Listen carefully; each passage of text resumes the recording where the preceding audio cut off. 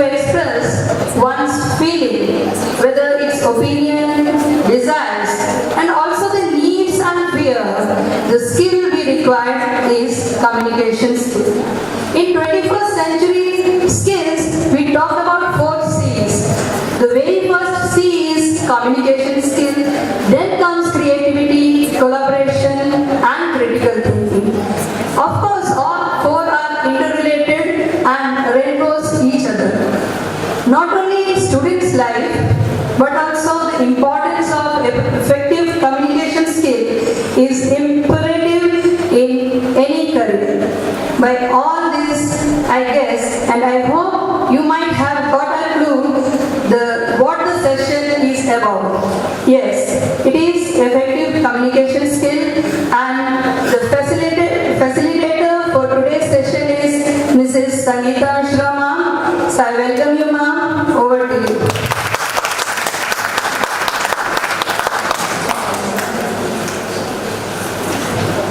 Thank you so much, Dilsi.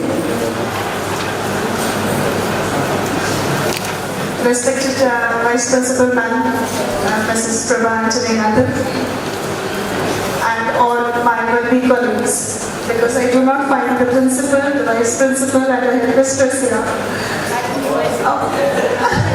I'm so sorry I couldn't see you, ma'am.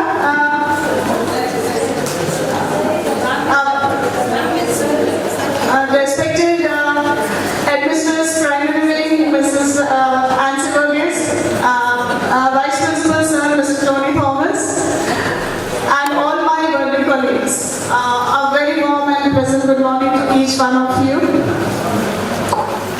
At the outset, I welcome you all to today's in-house training on the topic, which you already mentioned it, but just for formality, the topic reads effective communication skills.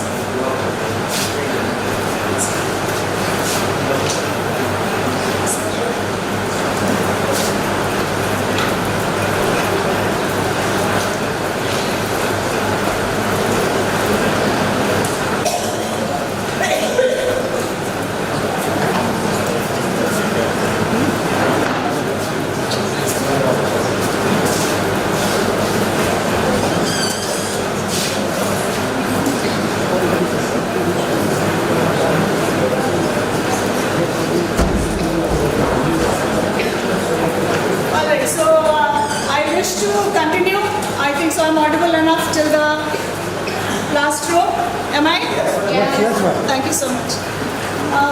We say effective communication skills. Communication. Is it not easy? We do it every day, right? So then why is it that we are deliberating on this topic, effective communication skill? So if I may just begin with a few questions. Have you sometimes felt that you're being held hostage in your own conversation? So can any one of you would please like to answer that? Why did you feel that way?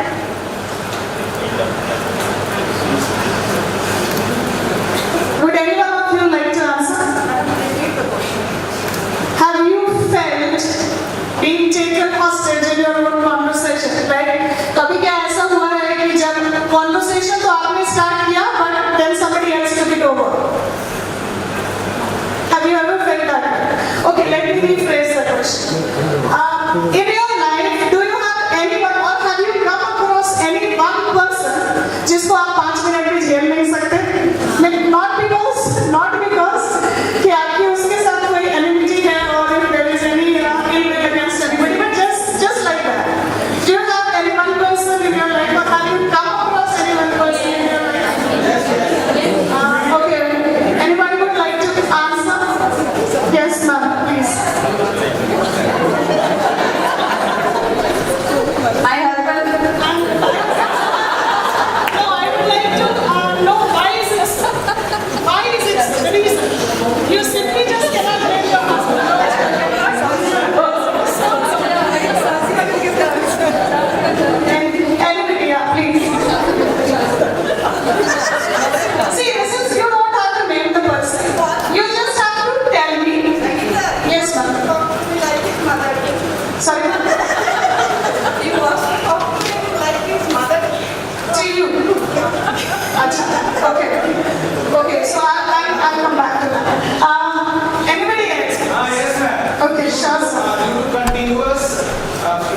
praise of himself, his family, and everything.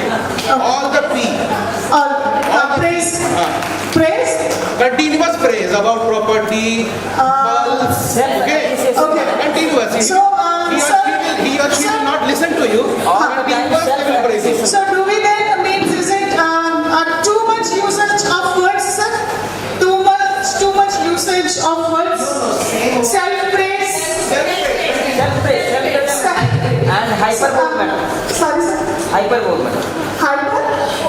You also don't understand. Sir, I don't get it, sir. Yeah. Mom, if I tell them about I'm having a stomach ache, they might say that it's worse, they had it worse. So whatever I say, if I'm having a pain in my legs, they might have run a marathon and I'm not a fractured leg, something like that. So see, we say that we communicate every day, all the time, but then still we feel difficulty in conversing sometimes, or we feel the conversations a little difficult. So then comes the need of effectively communicating or effective communication skills. Because when we do not communicate effectively, like somebody that intervenes, takes over your communication, you are trying to convey a message, and that conversation, that communication has been taken over by somebody else. So you see that then effective communication has not taken place. And then as ma'am said that her husband wants her to talk like her mother. So he doesn't empathize with her, but rather what he wants is impersonation, right? He wants somebody, he wants her to treat in a different way. So that means that communication, what needs to happen amongst her and the spouse is not happening appropriately. So we come to believe then that the effective communication hampers our relationships also. That is ineffective communication, if I may say. So then the need for effectively communication is really essential. And for that reason, today we discussed that what all things we can do so that we can communicate effectively. We can prevent such type of losses like loss of time, loss of emotion, loss of relationships and so many other things. So that how can we overcome these communication barriers? Then what are the inputs that we need to put so that we can communicate effectively and then grow in our conversations, grow in our life also. We may achieve success because this is a communicative word, and then every single time like if you can convey your message across appropriately, then nobody can stop you from being successful. So there are many merits. So let us discuss upon that. And before I discuss, I would simply like to break down my topic. That is the three words that majorly comprise, that is effective, communication and skill. So I would rather like to begin with what we mean by communication. Is it that ping pong of the words that we communicate, or is it that I throw some words on you and then you receive it and the communication is done? So communication literally is like exchange of ideas, or the way we try to convey our message across to the audience. Now, if a message is conveyed, can we call it effective communication? Now, let me just give you a simple example.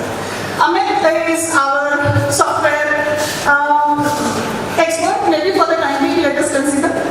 So, he helped me in my software skills. So, he has put a program on the screen, we all can see. So, the message is conveyed. But if we cannot read that, so can we then say that it is effective communication? So that implies that effective communication will happen only when you convey a message and it is well received. Not only that it is well received, but it has the potential that it can be conveyed to a third party also as you have received. Then the communication can be considered to be effective. You have understood the message and you can relay it to the third person effectively, or as it has been told to you. Then only we understand that we have understood the message and it has happened actually effectively. And then the third word is skill. So what is skill then? Some of us believe that if we can speak good English, अच्छे से बोल सकते हैं, अच्छी language है, तो that means we have the communication skill. So do we all believe the same? Can language be equated to skill? Who would like to differ and why? The way of expression is important. The way of expression is important. Anybody else? Content is also Content is part of language. Can we say that content is part of language?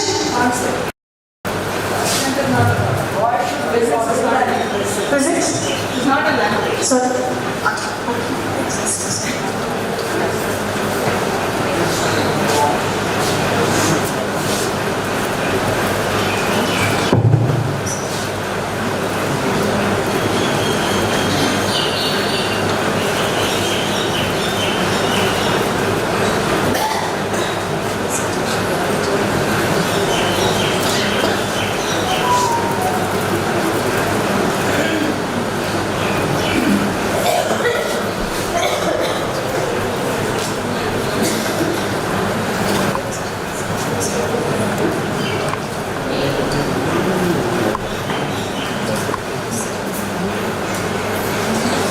Alright, so now we believe that language is not the same as skill.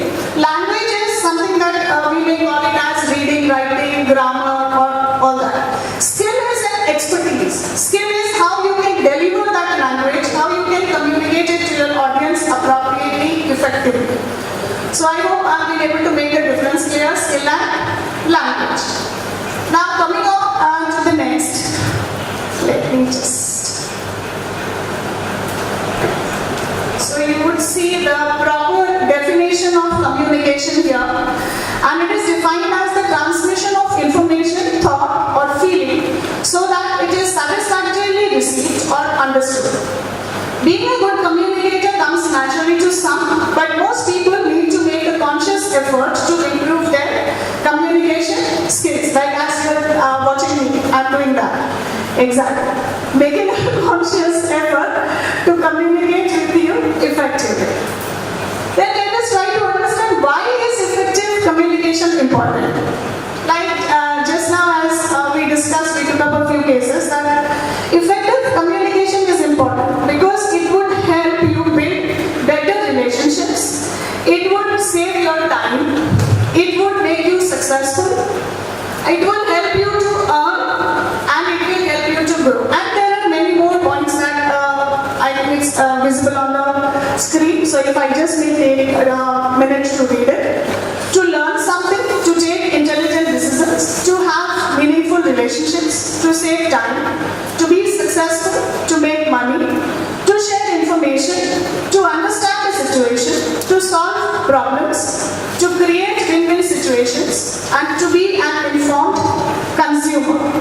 So these are few points that we see helps in effective communication. Then we come to uses of effective communication. What are the uses and why do we need to use this? So effective communication helps to understand a person and it enables us to solve the differences, build trust and respect in the organization. Sometimes our messages is misunderstood or we misunderstand the received messages. Effective communication helps us to resolve problems with both point of view. Effective communication helps us to connect well with kids, spouse, boss, colleagues, whatever, and everything. It helps us in listening. Okay. So now let us also discuss what does ineffective communication does. What happens if the communication is not effective? And how can we prevent it? How can we prevent the communication to be non-effective?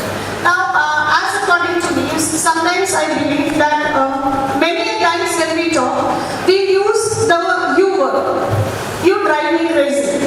You make me mad. You don't do your work properly. You do your work. So sometimes we make use of you word very often when we talk in our general conversations. And you know that when we are not in the proper emotional frame of mind, when I say proper means not in the normal, like sometimes we also may be tired, we may be exhausted. These things may happen. So somebody asks you, you return home and then your kids come asking, yeah, I want this, I want you to cook me some food or something. So these are times when we use the word, you drive me crazy, you're making me mad, I'm tired, I cannot do that. So instead of using these you words, if we can use the I words, or we just rephrase it.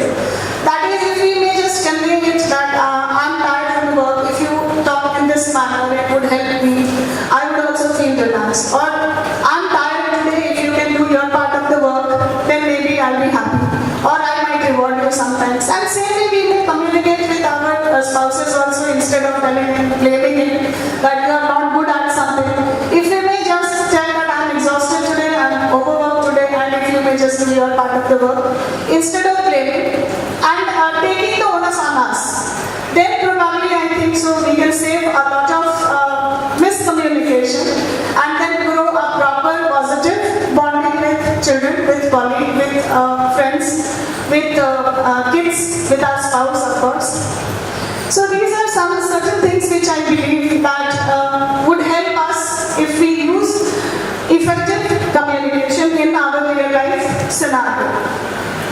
Then I cannot complete my conversation, or this topic cannot be completed rather if I do not discuss about the 7 C's of effective communication.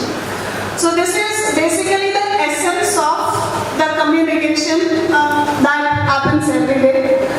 So the 7 C's of effective communication, it starts with, the first one is completeness. So what do we mean by completeness?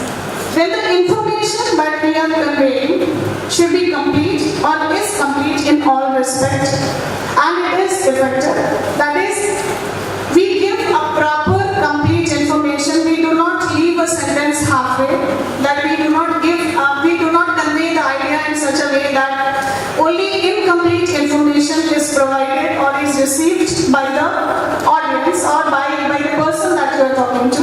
That way, again, I quote certain examples from our home life, only domestic life. Sometimes we do have altercations with our spouse, and then most of the time the phrase that we use is, तुमको समझ नहीं आ रहा है क्या बोल रहे हैं, या आपको समझ नहीं आ रहा है, या आप समझने की कोशिश नहीं कर रहे हो कि हम क्या बोल रहे हैं, आप समझ ही नहीं पा रहे हो कि हम क्या बोल रहे हैं. So these are the type of conversations that do happen with us when we are unable to understand what the other person is trying to say. So then at that point of time we do not have the patience to sit down and then complete our conversation or complete the conversation that we are having, or trying to make them understand that what we are trying to say. So this is one of the things that sometimes happen with us. Then the second is conciseness. And conciseness is when you convey your idea in short. Like sometimes we just use jargon and then unnecessarily we put a lot of filler words, actually, whatever, I am, this, that, and so on. So when we use some filler words unnecessarily to convey our ideas, then we, instead of communicating, it becomes a miscommunication. So many of us might have heard Shashi Tharoor speaking, and he uses such difficult words that it becomes very difficult to understand his conversation. What is the message that he is trying to put across? So if we may just use concise, short, and easy to understand words, then probably the conversation will be more effective. Then the third one is consideration. So of course we will have to take into consideration the audience that we are addressing. Now suppose I am amongst the teachers and then I am addressing you like students, as if you do not understand or as if you do not have any background of communication. So then the entire purpose of communication fails. So we will have to take into account the audience that we are addressing, their mindset, their requirement, the background. So probably for a proper communication, I think so this aspect is also very important. And then the fourth one is clarity, definitely, I mean undoubtedly. if we are not clear about what is the message we are conveying, then of course it becomes a miscommunication. So clarity in your thoughts first, clarity in your context that you are speaking, clarity about what you are speaking. So these things are very, very important for effective communication. Then the fifth one is concreteness. Of course, it has to be. Of course, when we are conveying some message, it must have some depth. So it should be concrete to convey. Otherwise, who's going to take superficial conversations and then what is going to be its significance if it does not carry any concrete message across? So then concreteness becomes equally important when we are trying to put across a message or an effective message. Then the sixth one is courtesy. Of course, if you are articulate, if you are complete, concise, considerate, correct, then you definitely will be courteous to convey your message. And this is also an important part of communication, that you have to be courteous enough, you have to respect others' feelings, you also have to, if you respect others' feelings, it will come back to you as you give.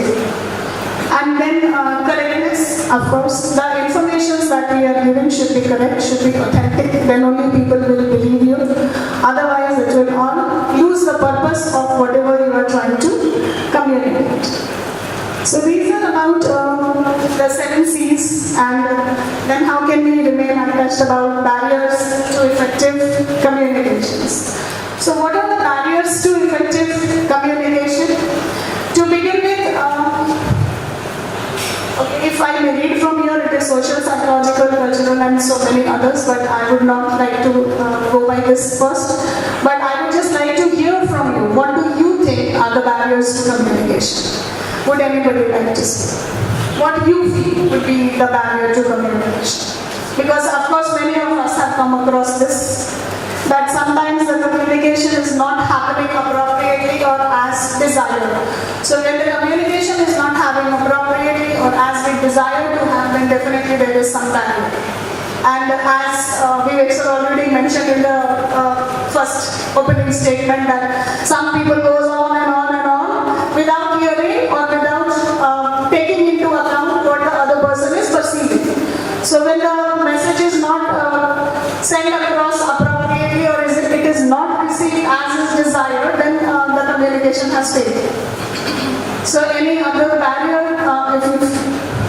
Anybody? Yes.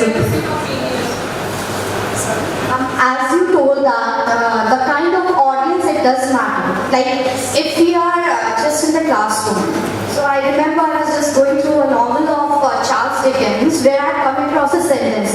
What an abominable conduct you have. I thought it applying it in the classroom. I went and the students were just howling and shouting over there. I said, come on, what an abominable conduct you have. And they were like, what ma'am? What you said? So again, choice of words, what we select in the audience, we have to take into the consideration and the react. Ma'am. Thank you so much. So what do we understand then? That usage of words is a barrier. If you select very difficult words to communicate, the message will not go across. So then the communication will fail. Anybody else who has felt that way sometimes?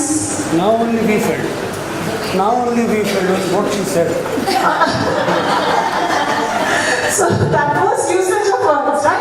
Exactly. So you felt like a student now, Robin. Yes. And now the receivers. Who are the receivers? Who are the receivers? Absolutely. So that will come to later. Those are some points over there. What we actually experience in real life. That is, those experiences I want to hear from people.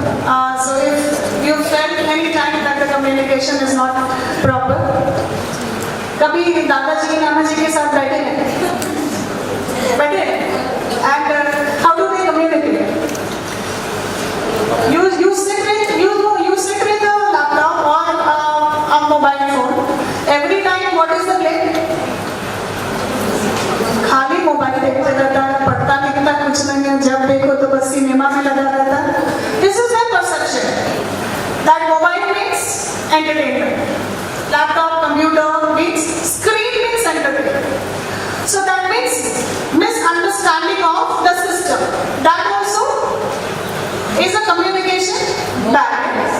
patience, okay. No patience, of course not. Patience, being impatient, not having the patience to listen. That is the biggest barrier.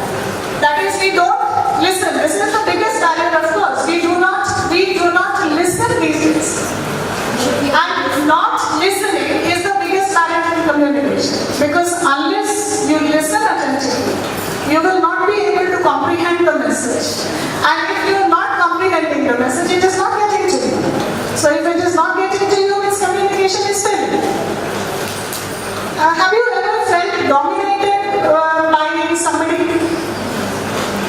Have you felt dominated in your conversation sometimes? Aruna, for sure, example.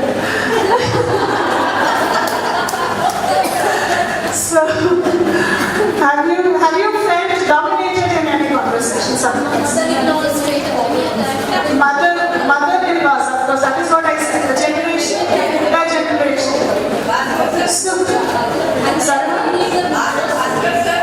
Bhaskar sir, do you feel dominated in the conversation sometimes? कभी ऐसा feel होता है हमको कोई बोलने नहीं दे रहा. Fairness of boss is also there. Fearless of boss. So we will not say fearless of boss. घर में भी boss है सर आपके, है ना? तो fear, sense of fear, that is a part of emotion. Sense of fear also sometimes becomes a barrier to communication. Anybody feels anything else? Apart from there is so many things that is written over there. Those are technical terms that we come to it.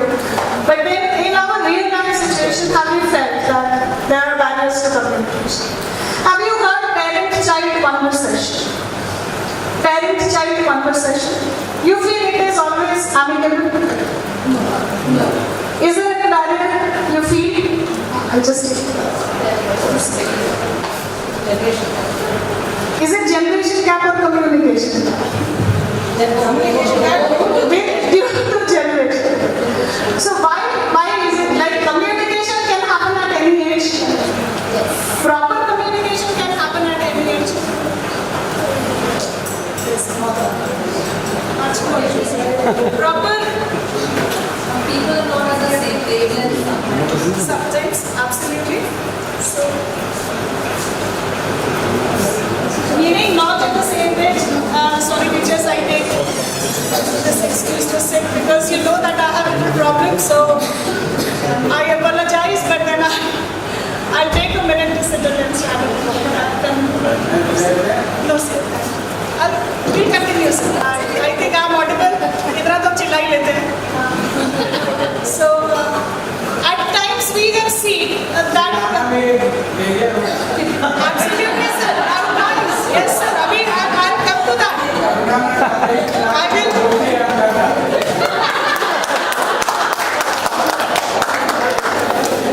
So, take it first. The minute when I started, I kept Aruna aside. He Aruna for not sure, and you are pointing the same. वो आप ही के ऊपर आके पहले bosses से निकल गए ना. So, alright, so we have seen that many times that communication between parent and child breaks. It's not a problem. बच्चा बोलेगा कि आप हमको समझते नहीं हो, and parents want to put their viewpoint across. So that also happens, and you know that why is that happening? Because whatever the children say is hearsay. Whatever they hear from or whatever information they collect from selective sources. But when the parents talk, they talk with sufficient experience. So then there will be a difference because one will talk with experience, the other talks with selective conversation, selective hearsay, selective information. So when there is difference in the information, then also effective communication may not happen. Because one person is talking with past experience, the another person is futuristic. He is looking at whatever is going to happen in future. So they are in two different dimensions. And when we are at two different pages, again the communication properly will not happen. So apart from practical life situations, there are few other barriers and we understand it as social and cultural barriers. So there are some social barriers. Now when we talk about or when we say social barriers, what do we understand by social barriers?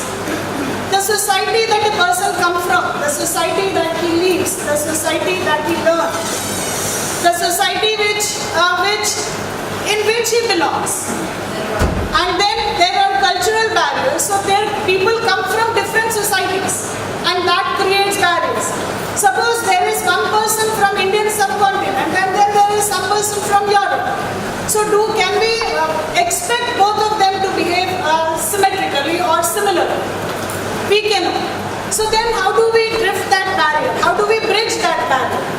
So then I think so research and experience or sitting together, communication will become an important aspect to bridge that barrier. So those barriers are definitely created by social background and cultural backgrounds, but then those can always be bridged.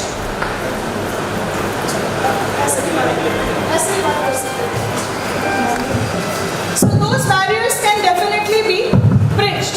And then there are some psychological and physiological barriers. Now psychological barriers, you know that how it relates with psychology. So it remains with the psyche, it starts with the psyche of a person. Now what do we mean by when we say psyche of a person? It can be different type of emotions. When we talk from different type of emotions, then there will be some barrier. Suppose a person is sad and there is some person who is very excited in front of you. Then you think that both the person will be able to communicate appropriately, or we will have to empathize with the same person. If somebody is sad, suppose, and you are very excited, you have come from a movie of Shah Rukh Khan and then you want to talk about it all, that I like that scene, I like that, this and that, and so many other things. And then there is other person who was depressed or who had some kind of not so pleasurable or good moment in the past or in immediate past. So can those two people sit down together and communicate? Will the other person be in the mood to communicate with the person who has come from a movie or from an entertainment background? So in that case, if again this psychological barrier will be there and the proper communication will not happen. And then physiological barriers, when we talk about, and we know that it is all about physiology, like it is like one of the barriers that I am facing, that I have pain in my leg, and then even when I wish to speak, I want to go around and talk, then I have to remain stuck to this desk or maybe close to a place where if I feel the pain, I can sit down. So these are again physiological barriers. Some people may not be their voice quality may not be very good. I mean some speech disorder kind of. Though these are facts, unfortunate, but then these are facts that we face. Some people may be having some vision problem, hearing problem, and then there are these physiological disorders. So when people have this kind of physiological disorders, then also we believe that the communication gets hampered. And then there are other barriers also, like some which is system design. Now when the systems in the communication, like I was trying to communicate and you saw that the mic went off. So these are system flaws. Sometimes these things also may happen and may break the chain of communication, the proper communication that needs to happen with the audience. Then there could be there can be faulty systems. So I hope you understand these technical terms. And then there is physical barriers. Physical barriers is like when we create distance. We create distance physically. Like if I may just say, there are 3 different staff rooms for the 3 different teachers. First floor, second floor and the ground floor. So what are these? These are the distance created by the system. So this is physical distance. Now if a person is on the ground floor and wants to communicate with the top floor, he'll have to run. So these are some physical barriers, maybe need of the hour, maybe requirement of the system, but then these are the physical distances that are created. Sometimes the tools that we use. They also may hamper, like we were using the chalk. which was not very effective in writing the code, and it was dusty. It was not proper, if I may say, proper usage was not possible. So that is physical distance. Sometimes you hear in the other schools at the team fair that for the different team there are different rooms. So that also is creating barriers. So literally creating barriers, creating distance, creating the physical barriers intrusive. So that is what is physical barriers, which will again affect the proper or smooth communication. Then coming to the last one, which is receivers, as Gurpreet already started, that how you receive the message, whether you are eager to receive, whether you are in the mood to receive the message, that also is important. So if you are not in the mood to receive the message, then also the communication will not happen effectively. If you are exhausted, if you are overworked, and or else there is something else running in your mind, you have other work to do, of course the message will not be conveyed appropriately. And if the receiver is not set right, so it may happen with the technology and also with human beings, that if the mind is not ready to receive, then the communication will definitely not happen in the desired way. So these are certain barriers to effective communication. Then is there need to bridge these barriers? Is there need to bridge the barriers? So because we know that if effective communication will happen, then there are so many good things that will come. Because at the end of the day, communication is the essence of our life. We cannot not communicate, if I may just say. We cannot not communicate. I hope I'm understanding. Suppose even when I'm not sending a message across, if I stand here and take a pause, that also will imply that I'm trying to communicate something. You must have seen celebrities dressing up nicely, carrying expensive bags and walking. They might not be talking to you, but then their gesture, their posture, their dressing up, their style, everything communicates. And we get influenced by those attires, by those physical appearances.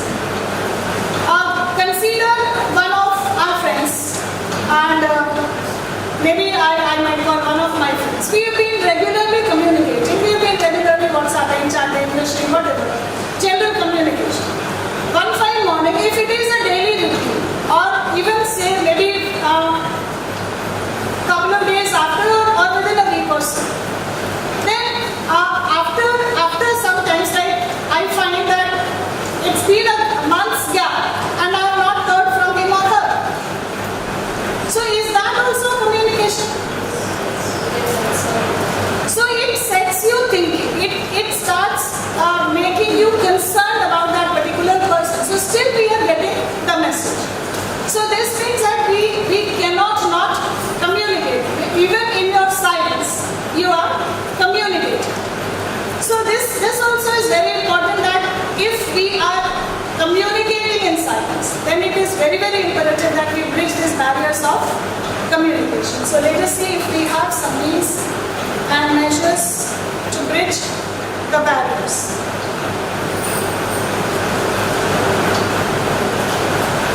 So these are overcoming the barriers of effective communication. So how can we bridge these barriers? So the first one, as we already discussed, that we need to connect with the audience.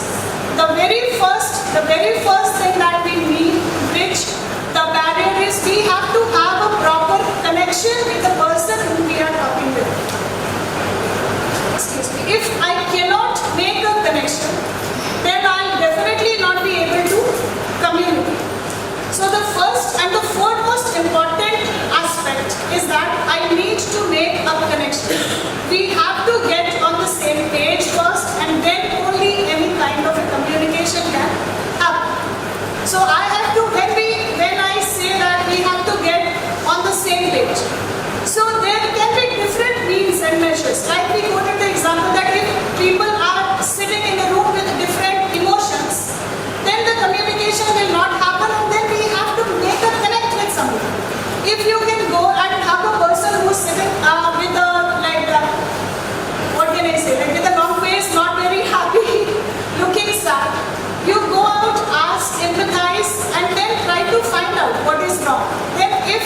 if we can connect in that order, then probably your communication can flow. So that is one of the means in which we can bridge that barrier. Then the second thing is again simple words. Already Gurpreet mentioned Shashi Thakur, which is one biggest example. That the type of words that he uses. And suppose like our Hindi teacher is very good in speaking the Hindi glossary, that Hindi words of many of our daily usage words. Like if we are using the word rain gadi for train, and there is a big Hindi word for it, and that is probably law, but damini or something. So instead of using the simplest of the words, the day-to-day usage of words, if we try to choose a word which is not easily understandable to other audience or to the person that we are talking to, there is no meaning in communicating. So we need to choose simple words so that it becomes easy for anyone and everybody to understand the message, and then we can communicate appropriately. Then the third one is body language, the most important aspect of communication. In one of the communication skill workshops, I heard one of the speakers, the resource persons, talk about that the ratio of the communications that happens is it is something broken down as 55%, 38%, and 7%. And something it meant was that 7% of the only words that speak are the verbal communication. 7%, out of the total communication that is happening, only 7% of them are being used or are being communicated through words. So only 7% verbal communication happens. Then what about the remaining 93? So out of 93, 55% of them is your body language. How do you communicate through your gestures and postures? And then the remaining 38% was your tone of voice.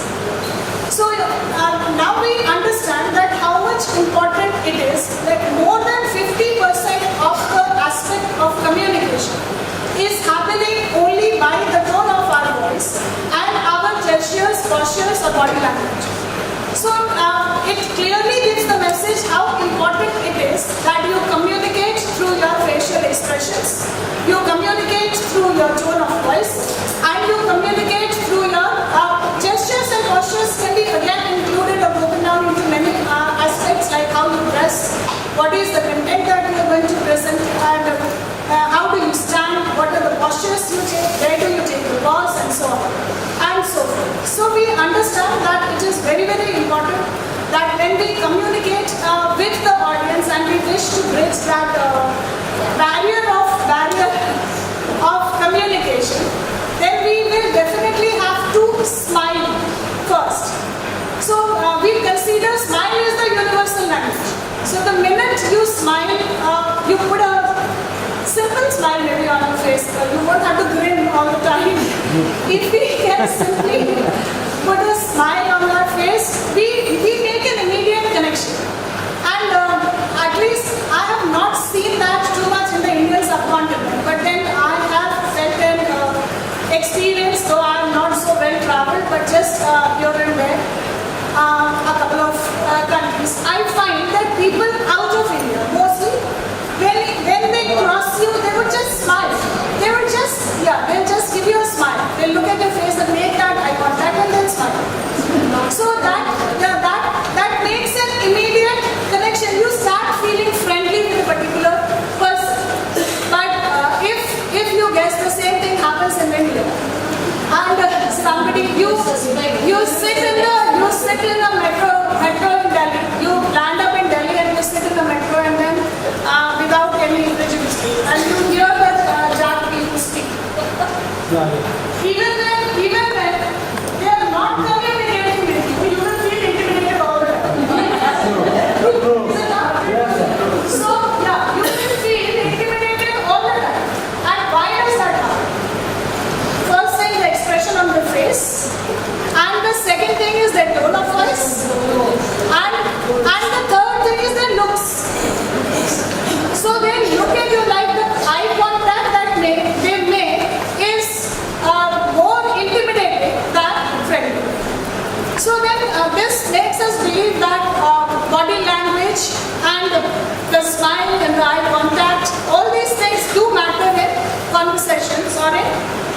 communications.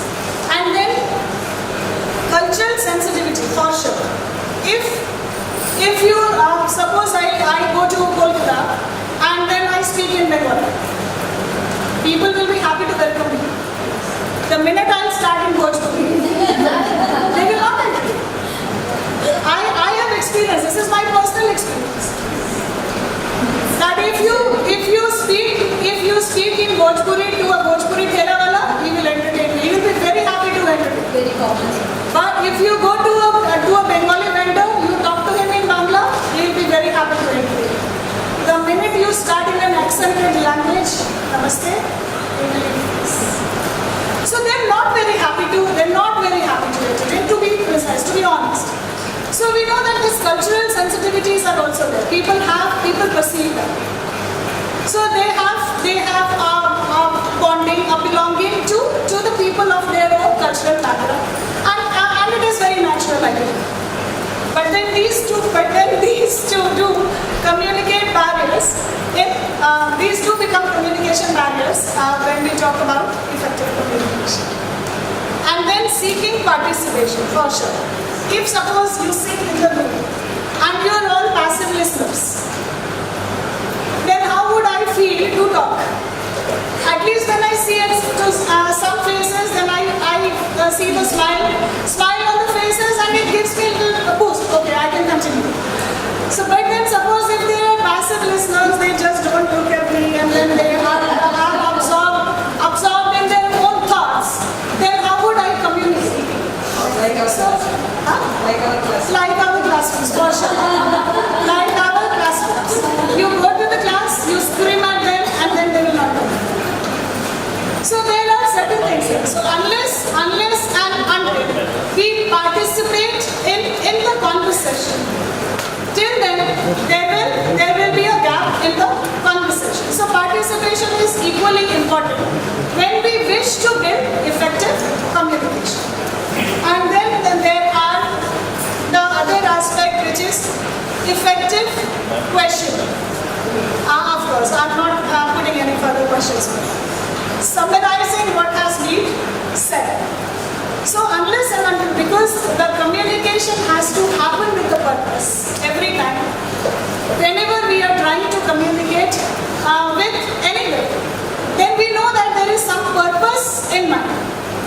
And when there is some purpose in mind, then we need to know whether the purpose that I'm trying to communicate, whether the message I'm trying to send, whether it has reached or is well understood by the audience or by the class that I am trying to send, or to anybody with whom I'm trying to communicate. So if that message is understood, then how do we know that the message is understood or it is not? Then we need to question.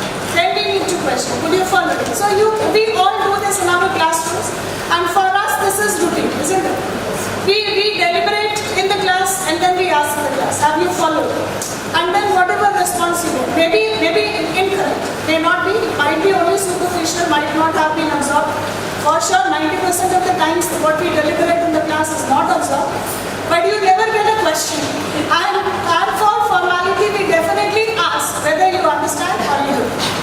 So when we do this formality, even for formality, we need to ask questions. We need to sum up whether the message that I've been trying to communicate has reached or is well understood. So that also is one part of bridging the communication barrier.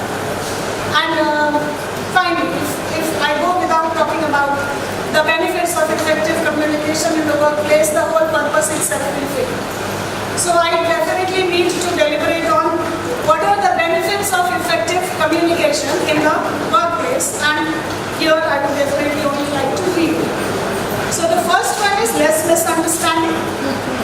When effective communication is happening, suppose if we all are able to communicate effectively our thoughts, then of course this is what is going to happen, isn't it? And if this is going to happen, then there will be so many positive things that will come up. If there is less misunderstanding, for sure there will be good. There will be healthy workplace misunderstanding or little misunderstanding, minimal misunderstanding, then of course the place will be a healthy place to work with. The colleagues will be always the positive people to work with.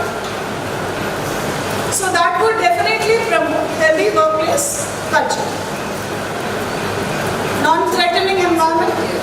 See how friendly even the junior teachers are with us, our students, but then still they are so friendly with us.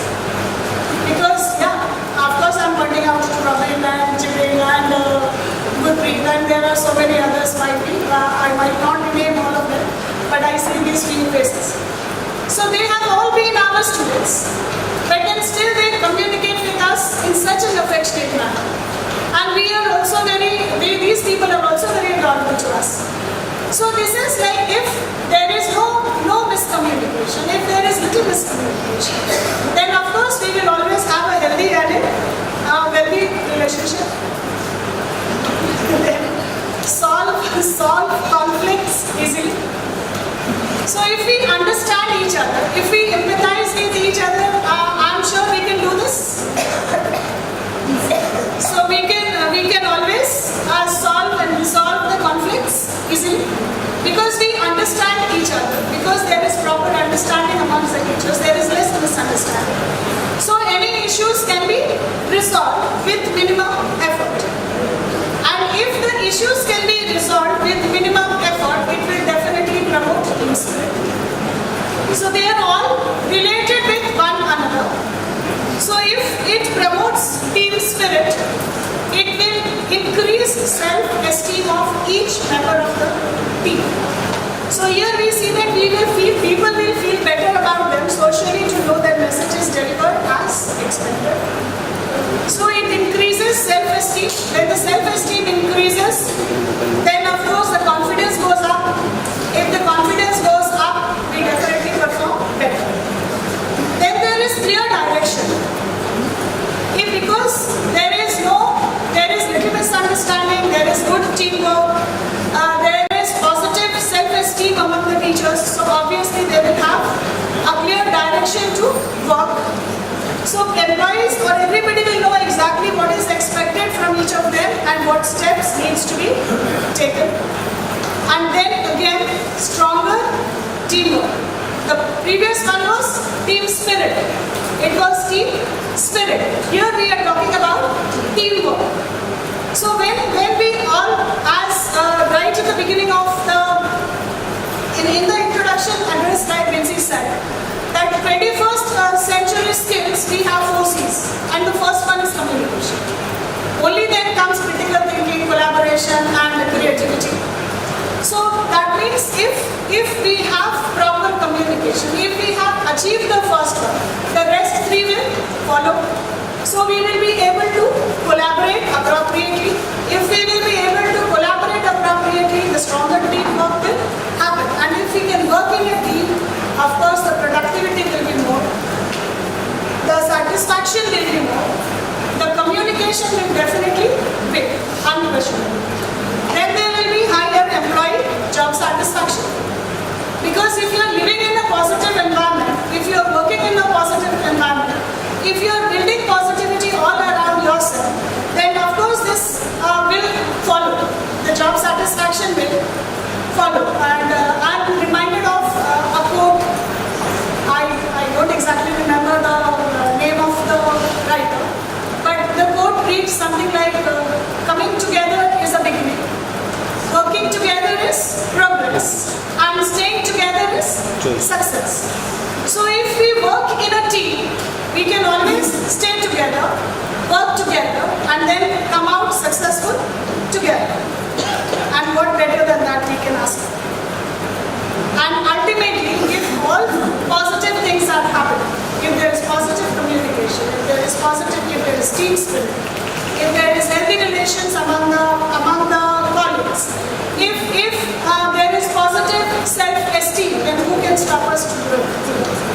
Who can stop us from growing up and becoming a bigger organization? And who can then stop us from making our business look good and successful? So these are a few things that these benefits of communication will help in the organization. And then of course our organization does not only It also comprises of the students. So we'll see that how the effective communications can be improved in the students, because first the students, the children, they may not have appropriate communication skills at this early age. So then what do we need to do? So we need to teach them, because it is a skill, as I mentioned already in the beginning, that this is not only language that they need to be, this is a skill that needs to be groomed. They have to be groomed to effectively communicate. And because as we said that this is a marketing word, if you market yourself appropriately, then you will be successful for sure. So how do we market them? Okay, speak. And unless and until you speak and speak well, you will not be taken. So if you speak well and you speak effectively, you are able to communicate your message across positively, impactful, then definitely you will rise and you will make a place for yourself. So for all these things to happen, it has to start from an early age.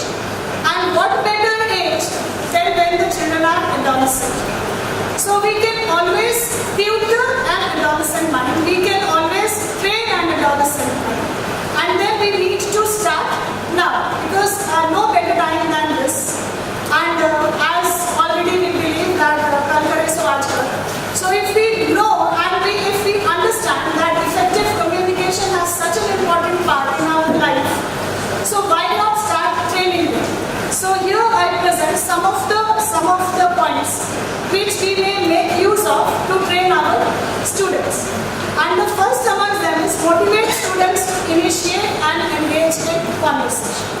That is the first one, because we have seen and we have experienced in our classes that when you go to the classroom, you will only find a selective few speaking all the time. That is a trend, maybe here or maybe everywhere.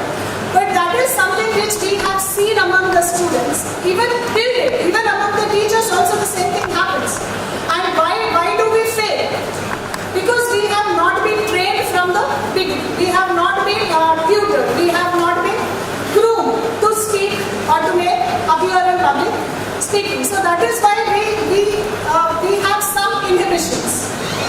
So if we know that effectively communicating can make us successful, then we need to train and we are at a limitation to that. So if we have that limitation and we feel it, we realize it, that because we fear speaking in public, because we have that fear of going wrong, fear of being judged. So we have to train the students from an early age, and what better to start by motivating them. So if we go to the class and we find that not all the students are communicating as desired, then we may always groom them. And of course we know that 100% of the results will not come. But then if well-become is done. So if we can start and make it in fact even on 5 to 7 students, it is going to become a reaction, chain reaction. It will gradually pass on to the other students. But what do we need to do for that? We need to motivate them and we need to make them understand the importance of effective communication. So we have to motivate students to initiate and engage in conversation. Then the second is create safe ambience. Now what do we mean when I say create safe ambience? Is the classroom not a safe place for them? Is the classroom not a safe place for them to converse? Do we believe this? Do we believe that classroom is not a safe place for them? Why do we need to make a safe ambience? Why do we need to create a safe ambience for them? Feel safe when they Yes, express Neha, please. Because sometimes the students feel that if they say something wrong, everybody will laugh on them. Absolutely, absolutely. They don't feel safe because because they have that sense, they fear the sense of judgment. They fear the sense of judgment. They fear embarrassment. The emotions. Because they know that if they say something wrong, the other people will make mockery of it. So we will have to create an environment in such a way that we have to give them an ambience such that they are not laughed at. Or we'll have to make everybody understand that we are in a learning phase, we are in a grooming phase. So when you are here to learn, then everybody may not have the same learning abilities. They will all learn in their own pace and then eventually make the difference. Then active listening. This is again the most important part of effective communication. Why do we believe that? So when we listen, are we not actively listening? When we are listening to any conversation, then can we say that we are not actively listening? Is there a difference between active listening or listening? Would anybody? In active listening, the person can participate and react. Whatever Analysis is done in the active creating analysis. Thank you, sir. Thank you so much. So when you actively and these people at least have proved that some people here have been actively listening to analyze. So we are round of applause for them. So there are a few people who have literally been actively listening. So when you are able to listen and give the feedback, then we consider it to be active listening. Otherwise, we may listen and we may just respond. But when you listen, you absorb, you understand, then we say that active listening has happened. So here also we will have to train the students. We will have to train the students for active listening. And if you see it on the screen, probably you see it, the spelling of listening. So when can we actively listen? When can we actively listen? When they take interest. When they take interest in the content. Great. When we take interest. And the topic is interesting for sure. And when we are silent. And when we are silent. Because silence is again one of the very, very important aspects of listening. When there is a one-way only traffic. Yes, sir. Absolutely. Absolutely. How it is being delivered. That is How it is, see, no matter how good the delivery is, if you are not interested, you will not listen. And listening is a skill. Listening is again a skill. We have to train ourselves to listen. We are not trained. So we do not silently, because again I heard somebody speak that if you jumble the words of listen, you will get silent. And listening, the art of listening is in that jumbled word itself. So if you are silent, you will be able to listen and absorb properly. But of course, again, the interest factor has to be there. So that is again that barriers in communication. When we use the jargon, we go on and on, we add fillers, we add so many words, communication fails. So this is practicing active listening is again one of the very, very important aspects of effective communication. Then more teamwork. And we have seen that the teamwork, this aspect of teamwork did also come in the workplace. And you know that this is going to come in future for your children as well. So therefore, why not train them? When we train them for teamwork, they collaborate. When they collaborate, they communicate. When they communicate, they think critically. So all these aspects of 21st century skills are incorporated. Then you make them sit in the group and work. And when they learn this art of 21st century skill, they are ready to move into the world. So then these are again, and allow students to share opinions. Again, one of the very, very important aspects. Unless they will learn to share their feelings, share their emotions, share their thoughts, they will not be able to communicate. I don't know whether I mentioned the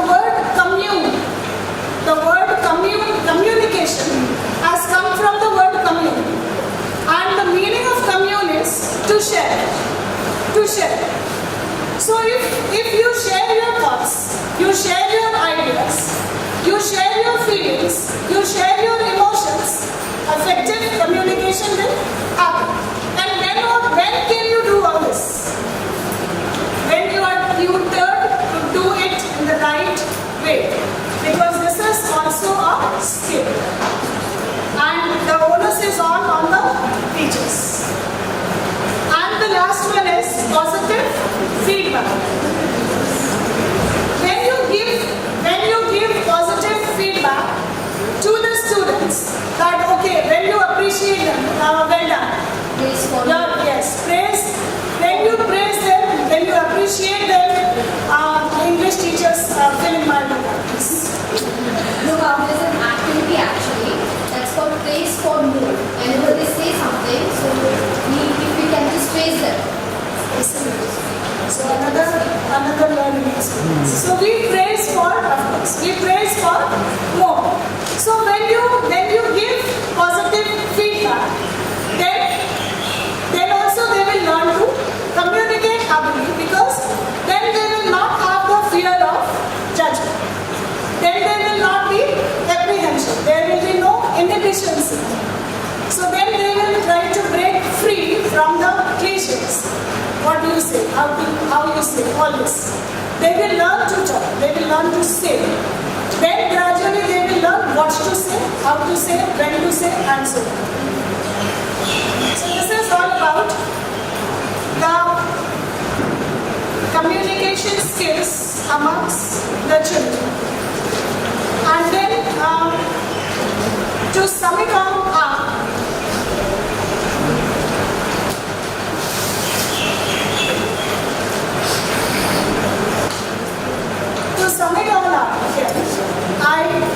I would mention the words of Albert Einstein, that he said that if you have not understood well, you will not be able to communicate. So if you have not understood a thing well, you will not communicate it well. So pretty clear.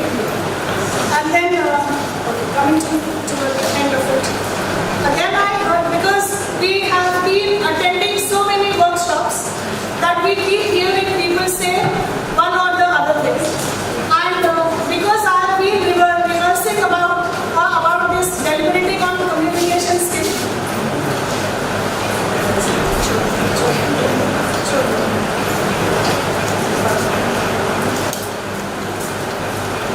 So then I have been listening to the webinars or some of the people speaking about communication. And then because, again, I have also had information overload, because I got literally one night time to prepare for this workshop. So, like certain things which have come up. And what I say is, again, here's copy paste. So your actions will either promote or nullify your words. I heard a speaker say that your actions will either promote or nullify your words.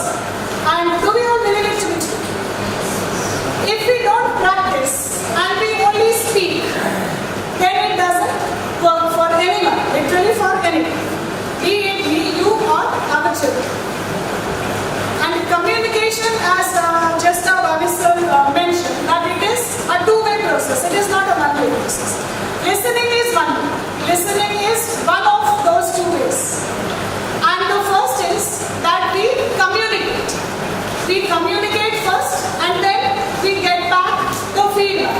People listen, and then they give us the feedback. That is two-way communication.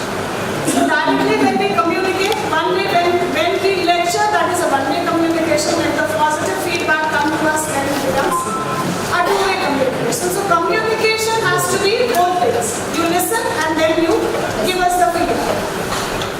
And to sum up all the importance of effective communication, I believe that effective communication saves a lot of time.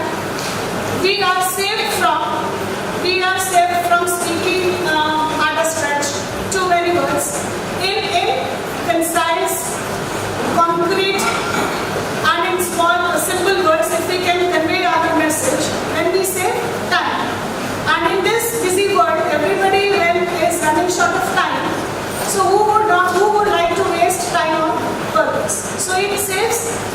time. And then it also saves a lot of emotions. Because when we speak, we invest a lot of emotions in those words, through those words.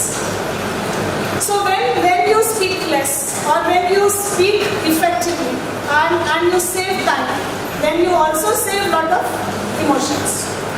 And consequently, we will be saved if we do not speak at length, then we will save misunderstandings. Because sometimes over communicating certain things or communicating in excitement, we may create some misunderstandings. So if we communicate in short and sweet way, we may save few relationships.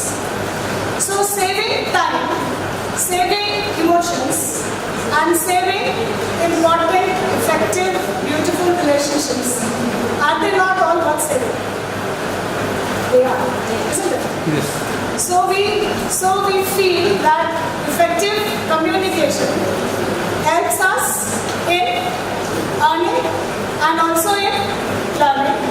So with this, I conclude my speech. Thank you. Ma'am और 40 minutes को 2 घंटा हो जाएगा. हाँ, exactly, I thought the same. और 45 minutes 2 घंटा हो जाएगा. और कंटेंट से तो बोली दीजिए. अच्छा